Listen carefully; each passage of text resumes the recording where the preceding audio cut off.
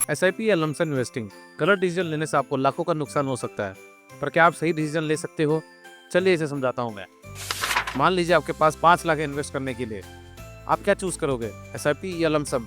अगर आप 8,000 per month SIP के थ्रू 5 साल तक इन्वेस्ट करते हैं और रिटर्न 12% का मिलता है, तो आपका पोर्टफोलियो 6.60 लाख तक बढ़ सकता है।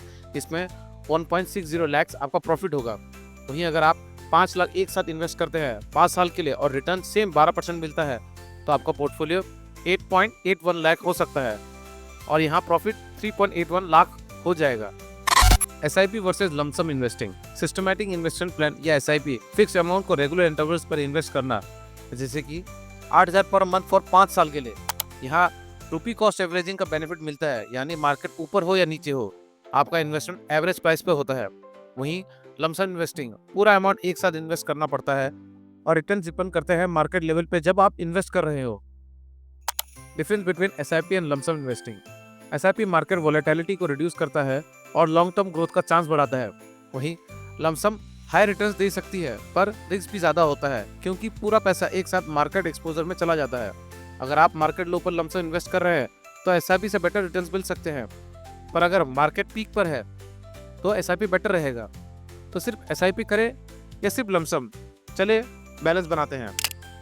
एग्जाम्पल 1, सपोज कीजिए आप सैलरी इंडिविजुअल है। एसआईपी बेस्ट ऑप्शन है क्योंकि ये डिसिप्लिन इन्वेस्टिंग को प्रोमोट करता है और मंथली एक्सपेंसेस मैनेज करने में फ्लेक्सिबिलिटी देता है।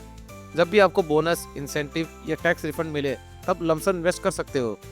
नए फंड में इन्वेस्ट करने की जगह अपने एग्जिस्टिंग एसआईपी फंड में टॉप अप करें, डाइवर्सिफिकेशन करें, गोल्ड, बॉन्ड्स या रीट्स में अपना पोर्टफोलियो में शामिल करें ताकि रिस्क बैलेंस रहे।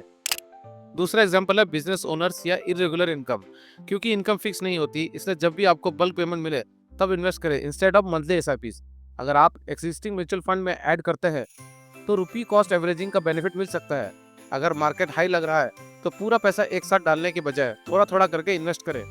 तीसरा सिनेरियो होता है वन टाइम लार्ज अमाउंट मिलना। सपोज आपने कोई प्रॉपर्टी सेल किया और आपको बड़ा अमाउंट मिला है। अगर एक ही बार बड़ा अमाउंट मिला है तो उसे 2-3 पार्ट्स में डिवाइड करके इन्वेस्ट करें इंस्टेड कि एक साथ पूरा पैसा डालने के बजाय।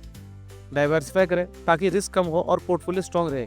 इक्विटी, फिक्स इनकम और रियल एस्टेट का कॉम्बिनेशन बना सकते हैं। चाहे एसआईपी हो या लमसम, इक्विटी मार्केट्स अनप्रेडिक्टेबल होते हैं।